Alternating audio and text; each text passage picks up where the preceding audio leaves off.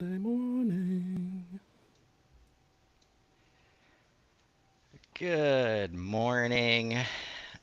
Welcome to the week of giving thanks, November 25th, 2024. Happy Monday. It is time to wake up with AI. Nico, George, how you fellas doing today?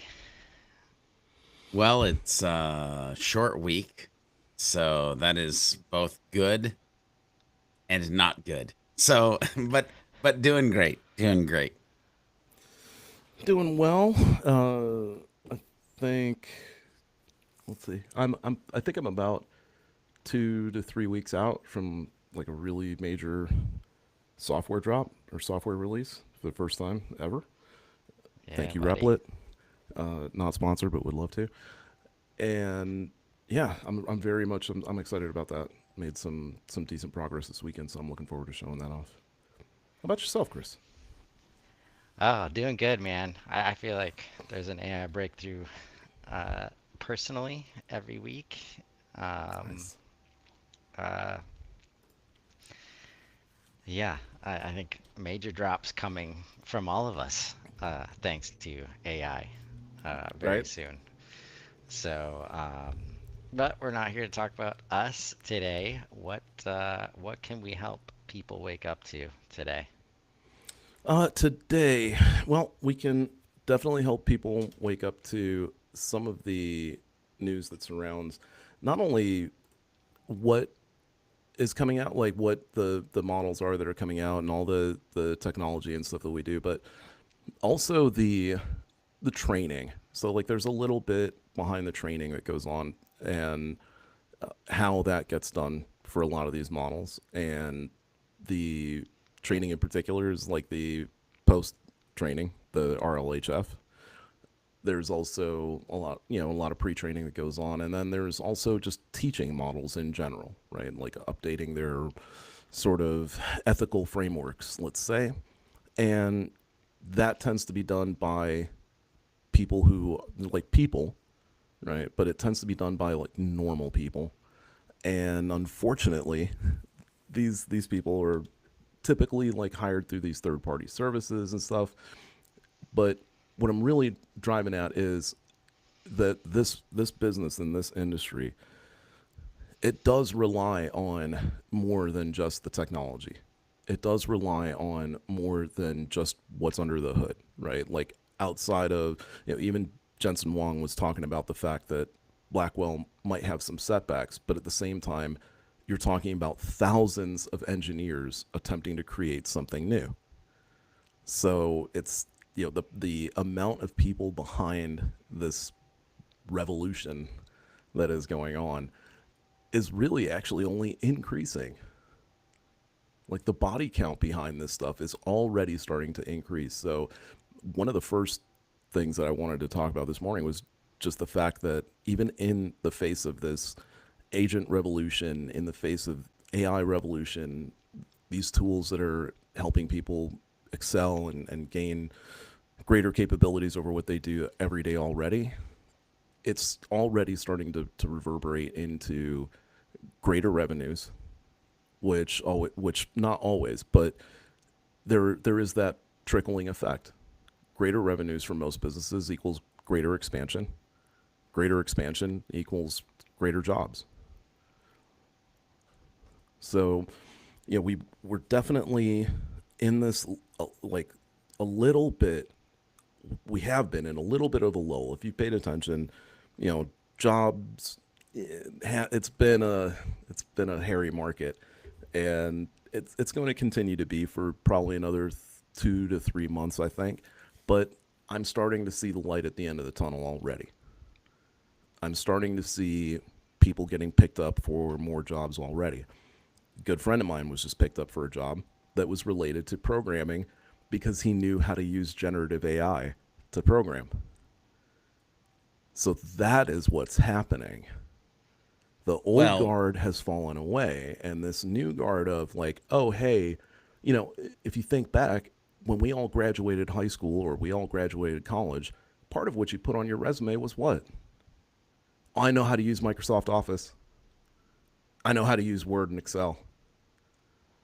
Those are crazy basic programs, but you had to put it down anyway, just so that you could prove, hey, when I turn on a computer, I know what I'm doing, writing and doing formulas and stuff. And now that's what generative is, right? Yeah, That is a requirement now.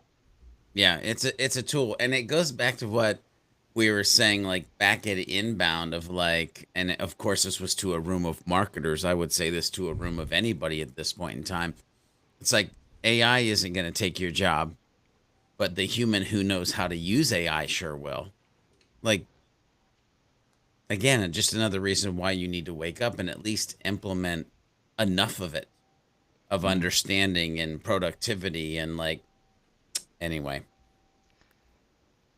Yeah, and you talk about all this I mean, we've been talking about the investment, like both from the companies building Mm-hmm. tools and software and solutions, but also all the data that's showing all the all the businesses planning to spend more and more and more, because the ROI is pretty ridiculous. And if that spending is going there, that means there is expansion, there's jobs, and even if like I have to imagine that there's lots of places where even if an engineer I could see two things, like roles where it's like engineering is needed Mm-hmm. and you don't even have to have, like, maybe you've been one of those like trying to hold it off, but there's roles available where we just need like hands and heads that know how to engineer stuff, like get in here, and that is probably the quickest way for you to kind of get on board and start riding the wave.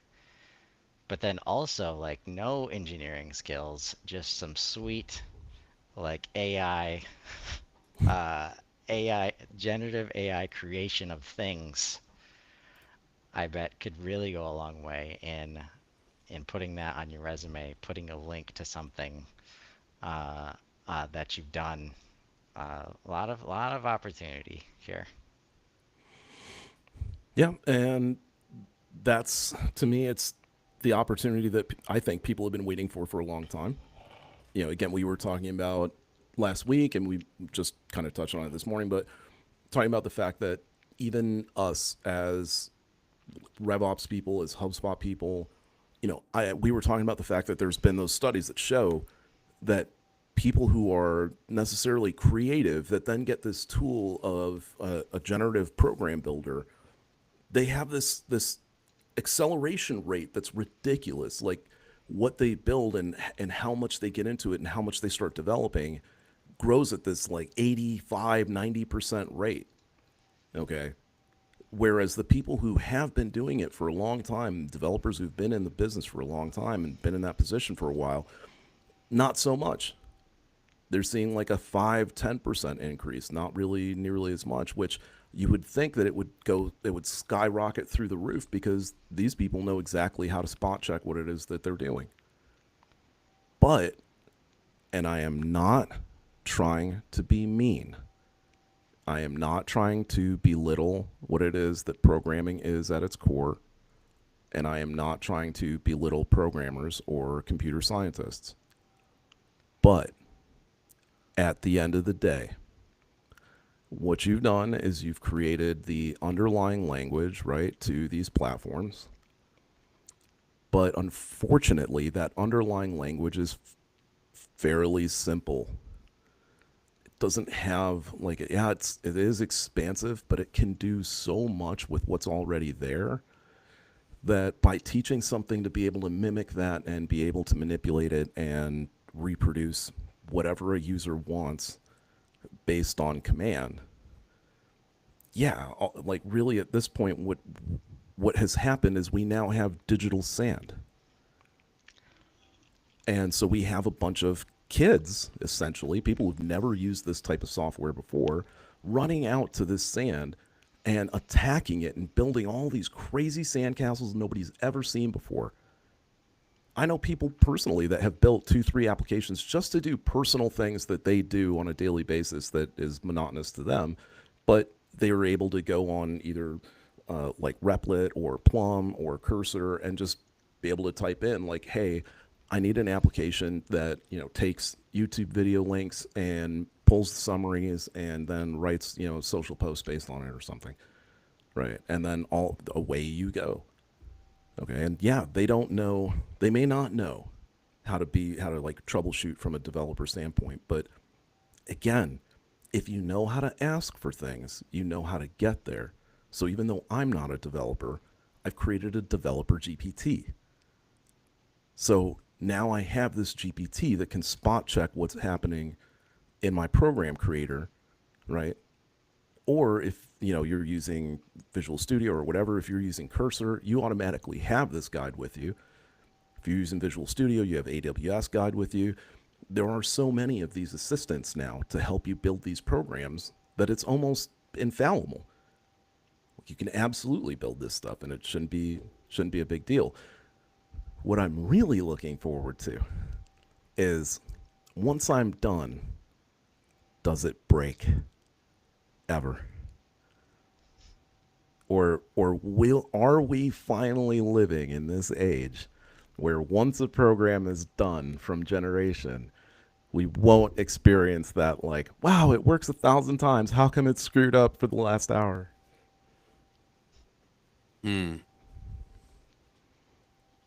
But I think the level of creativity that comes out of this, I think content becomes a little bit of a different thing too. I think that there's going to be something to be said about, even currently, there are already generative AI artists. There are going to be generative AI programmers. There's going to be generative AI software designers. I was talking to my wife over the weekend about it, and even talking to my manager last week. Eventually, we'll get to the point. I don't know when. I know that Sam Altman has been talking about it. I know that Demis Hassabis has talked about it, that eventually we'll move to some type of society that is based on contribution as opposed to some like a monetary system. But my biggest question about it really is like, okay, are we going to finally get paid for our ideas? Because at the end of the day, to me, it's the idea that is worth the money. The execution of it is going away now. We're moving into a zero-cost production, zero-cost development environment. It's going to be effortless to have like machines building stuff, or to be able to just generatively build out software, whatever it is that we need. Even hardware, we're going to have, obscene 3D printing soon. If already, I mean, we're 3D printing houses, for crying out loud. So, once we move into that environment, to me, I think it's the idea that's worth the money. I think that's what pushes us to become more creative as a species, as a people. These 2 to 3 to maybe even 4 decades of being standardly taught in school, of having philosophy stripped away from school, having art stripped away from school, having poetry and free thinking stripped away from school, public schooling for the most part. It's created this huge gap where, if you think about it, the last 2 decades of your life, even Hollywood has been extremely repetitive year over year over year, and it got the biggest lunch ticket it possibly could with all of the superhero movies. Because that was like, oh, okay, well, we can just take a break now and just pump these out one by one, and we don't even have to care about story. The story's already been written. It's just that millions of people don't know it because they didn't read comic books when they were kids. There's no creativity there. You're taking somebody's story that was already written, and you're just... No, I know, directing, and yes, I get it, acting and all that. What I mean is, it's not necessarily fully original story. It's story that existed that, okay, maybe gets manipulated to have greater drama and that kind of thing. I get it. But it's not as if, it's not like M. Night, right? You go see an M. Night movie, that's somebody's real creative thought, origination. They took time to put it together, make this beautiful movie, right? It's even if you're basing something off of a book, per se, right? There's based on a true story, and then there's kind of lifted from it, or inspired by a true story type stuff. I think that this is the step that pushes us back into being individually creative, to really rip that back out of our brains, that fantasy that we've all let go of. Some of the art that I've seen in the last 6 months, you never would have seen it. You never would have seen it. It was trapped in someone's brain. All of these countless ideas that we have, billions of ideas, billions of people on the planet. There are billions of ideas trapped in people's brains. And pretty soon, they're going to come flooding out. And that's what excites me every morning. I look forward to, that's why there's, people, you wonder why there's innovation every day. You wonder why there's breakthroughs every day. This is why. This technology is enabling. It's super enabling, and it's allowing people to come up with ideas that they didn't have before, or to execute on ideas that they've only been dreaming of but never had the ability to actually follow through on. Startups, just left, right, and center. You can't, you throw a rock and you're going to hit a startup before the rock hits the ground. I want to know what's happening in George's thinking man, stroking chin brain. He's been sitting back. I'm sitting here and I'm agreeing with a lot of what Nico is saying. But I'm also realizing that there's probably a set of humans on the planet where when they hear Nico say the word enabling, they actually think debilitating, because not everybody is built like Nico. Not everybody is built like Chris. Not everybody's built like George. Not everybody understands the fundamentals. Not everybody has had a growth mindset. Not everybody understands the power of questions. Not everybody can connect the connective tissues of the pieces that we've been playing around with for years. In other words, not everybody out there is nerds. And so like, I wonder how much of this like great clippable, monologue of Nico is for a very subset of humans on the planet. And so then I was literally thinking like, well, what about the others, right? And what happens to the others, or what do the others think, or how do the others get from here to there in a rate that would even matter at this point? Like, there's just, and so I want to agree, and I want to be like, yeah, heck yeah, but just there's this part of me that is like, huh? And then I'm listening to, and I'm like I want to also shout from the mountaintops, like, there's nothing new under the sun, FYI. Like, I don't know what, and then I want to yell out, some shit should be trapped in their brains. It's an ugly place in there. Like, I don't know if I want everything to come out of people's brains. Like, that becomes scary to me, because again, if I go back to your monologue, the thing that was running in my brain, and I was like sitting there stroking my chin, was like, yeah, if they're good actors, but if they're not, what are we releasing to the world? What are we unleashing? Right. So, like, there's just so much, because then you're like, can you imagine? And again, I'm pseudo being stupid in this next statement, but can you imagine, like, you need to ground humans from being able to leverage AI? Like, oh, I'm sorry, you've used it in the wrong way. You're actually on house arrest. You're no longer allowed to use AI in the society. Yeah, why not? Like, but that could be a real thing. Like, you could be just a genuine a-hole doing wrong stuff with a very powerful technology, and there could be systems and guards put into place where you just can't leverage it anymore. I gotta tell you, I mean, like, it's very legit, and what's more is it's very instantaneous. This is this is definitely, it's not probably. If you misuse your computer, somebody else has to come and figure it out. Somebody else has to be watching your IP. They've got to be watching your activity. They got to be watching what you're doing. Most of these models, yes, you can look. We're gonna get to the point. Thankfully, it's not yet, but unfortunately, people, we're gonna get to a point next year where it's not going to be, you won't hear about me building agents. You'll be hearing about me building custom models because that's how far along we're going to be. 2 years ago, I was using the thing. A year ago, I was using an advanced version of the thing, programming it, working on it, figuring out all the tips and tricks. Now I'm building custom models everywhere. If I use a standard one, it's like me using Google for something. And next year, now I'm building software now. Pretty soon, going to be working with that with agents, and then next year, just going to be building models altogether.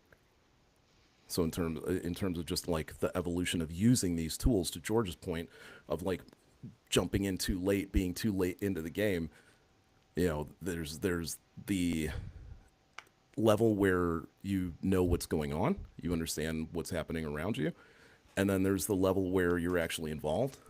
And I love the nerds taking over thing because my immediate reaction was like, well, the jocks have had it for thousands of years now, so it's about time. I mean, we put up all the buildings, right? So I I mean, you can't get the Star Trek without it. But unfortunately, I look at I look at things like Blade Runner, I look at things like Dread, I look at things like Ready Player One, and I see the dichotomy. I see the split between people who live digitally and people who live, quote, in the real world, let's say. People who choose to do away with the technology, Luddites, if you will. But there is still coexistence that goes on there. So, but what if the alternative isn't a bad thing? What if all of a sudden I just wanted to like unplug and have 40 acres of land and not want to be online all Mm-hmm. day and not have to deal with AI? Like what if that? Like what if that's not a bad thing? What if like you get some cows, get some chickens, grow some corn. Mm-hmm. Like that's the other very interesting thing to me is like will there be sections of the planet that are just straight up like back to Amish or back to like you know what I mean? And it's Oh like yeah. people are just like cut it, cut it, cut it. We're done. And so now there's these communities of like high tech, high populace, or like low tech. It gets very interesting to think about that type of split or world that you could potentially live in because of just when do we as humans say enough is enough? I can't keep up anymore. I don't want to keep up anymore. Like, I'm tired of this thing that we have built that is maybe this massive AI powered hamster wheel. oh man, I don't know. Like, what would it take to get tired of it? Like, the whole thing is like, it's not gonna be a hamster wheel. And like, for the average user, it's never gonna be too late. The second you get through your barrier to entry, it's ready for you, and Mm-hmm. it's gonna make you ready in no time flat. And if I can just, I want to share my screen, and I wasn't planning on doing this, but what happened over the weekend for me? Two breakthroughs, but second one yesterday. Uh oh. Like, just to show like who I think it's representative of who, because when you're using AI, you can ask it to play roles, and like it starts to focus on certain aspects as if it were, in this case, a warehouse manager, right? Mm-hmm. So we're working on upgrading, operations. So I'm asking for help, to get that started with inventory management. So that's where we start, right? We start with, okay, it starts to create some documents, right? And this is off the first prompt, right? Which is up here. And so we don't have, SKUs, right? Mm-hmm. We need to create a lot of stuff, right? So again, I'm not a developer, and a warehouse manager, likely not a developer, right? Maybe not even tech enabled, right? Depending on which parts of the industrial space we're in. Mm-hmm. So we have this conversation. I'm giving it, some spreadsheets about what has happened. Okay, we have an inventory acceptance checklist. All right, I would expect a, warehouse manager to be able to just pull one of those out for me, right? Then I'm like, okay, we need to come up with some SKUs, right? It starts to break down like a SKU analysis. And in this part, there was an interesting conversation where I asked it about its thoughts on dumb part numbering versus smart part numbering. And all of the pros or all of the cons related to smart part numbering were things that AI solves for. So do we even need dumb part numbering anymore? Like the complexity of the code and having to keep up with how things are coded, Mm-hmm. right? Then this was a suggestion from Claude. I was not planning on doing this. And when we talk about the ability to ask questions and the ability to be creative, it's helping do that. So please create an interactive React component that allows me to explore sample SKUs and see how they would be formatted under the new system. Like this. It built like, and for anybody that's wondering, it essentially built out a React based interactive menu system for him. Yes, like a true builder that would have cost me thousands of dollars and months of time. And of course, it has incomplete information, so it's not perfect out of the get-go. But now I'm like, oh wow, this is where we can go.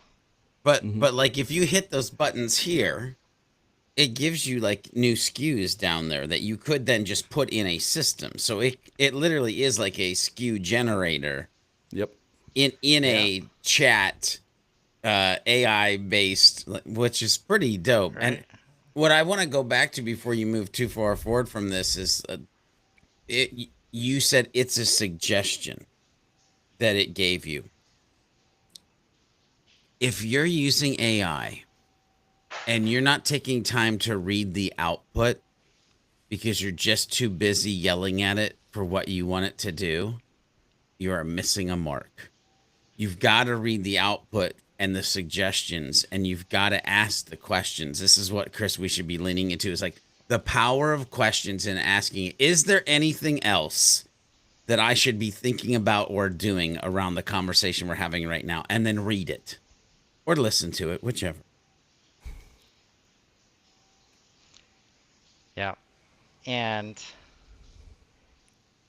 and at this point, like, so my experience with these tools, I should say, okay, let's break it up. Let's do one group at a time.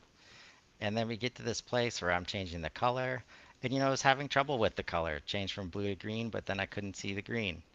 So I'm just like, all right, here's a picture of the logo. Please match the green, right? Yep. And then what I realized is that I was building this tool for somebody to use. I can also make it so that AI can now use it. And I give it an example invoice. And the invoice doesn't have any SKUs on it at all. These are our SKUs that never existed before. And it's like, what SKUs were purchased in this invoice? It gives me the list. After a couple hours, I've created one for three different categories of products. Yep. That and this is with no development experience. Now my next step is to ask it, okay, how do I put this, on a HubSpot website In the page, real world. Yeah. Right. right? But also internally, because this is in a team instance of Claude. setting up these chats to go be the place where you do your job, because anybody can come in here and use this tool now. I don't even need an external website. Mm-hmm. Mm. Right. So that's Careful. where Careful. Why? Careful. Why? I don't need a website. I'll just do my marketing on social uh, media. I for don't. internal. I no, but that's the thing. Why? Because if all of a sudden Anthropic or GPT or Perplexity go away, and now you've made that the hub of the thing that you're doing. Like, yes, to create and move. Be careful just living there forever. Like, anyway, Like any good software platform, yes, be careful how much you're invested and understand what happens if that software is no longer available. I know even with AI now, as soon as I get hit that limit, I'm like, son of a... All beep. right. I mean, I hate to sound like the old guy, like get off my lawn guy right then, but just be careful. Like, that's the thing. I think that the just because you can go faster doesn't mean you shouldn't stop and think about when you should pivot or slow down to where it should be and what you should be doing with the thing that you like. Right. Yeah. I mean, it's okay if like you're like working really fast, doing a lot of stuff, creating new things, getting all excited, and then decide, you know what? I need to slow down. Maybe I'll just go to bed. And then tomorrow I can wake up with AI. Have a great day, everybody.